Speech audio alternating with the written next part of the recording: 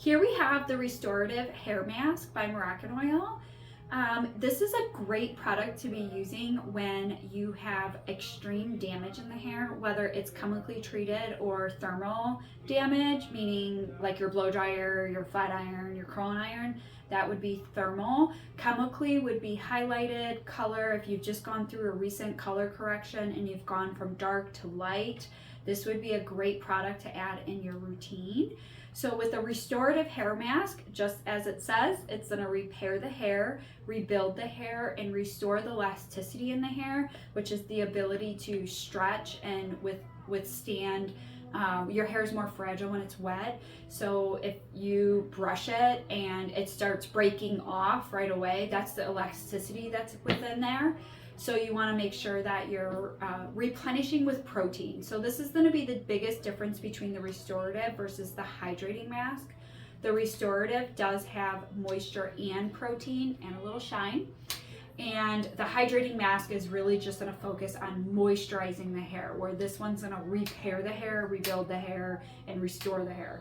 So it is important to know the difference.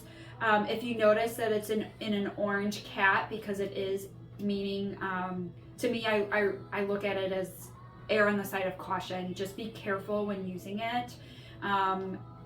Protein can be overused in the hair and cause more damage than good. So you really want to make sure that you have a good routine with the system, and you're using about every 5 shampoos. Just like all the other masks, the way you're going to use it is you're going to shampoo your hair with your regular shampoo. You're going to towel dry it really, really well. Get as much moisture and water out of your ends as possible. You're going to do what I call like a finger scoop. And I just take my 2 fingers and I just kind of scoop a little batch out, and that's about how much I'm going to start with for my length of hair. If your hair's shorter, you could use less. If it's longer, use more. But start using it sparingly so we don't waste it.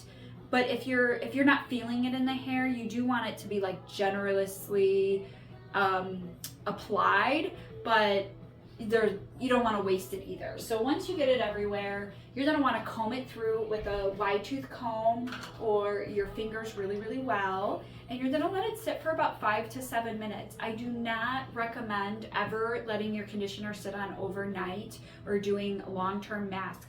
Yes, if it sits on for like 10, 15 minutes, maybe even 20, it's not the end of the world.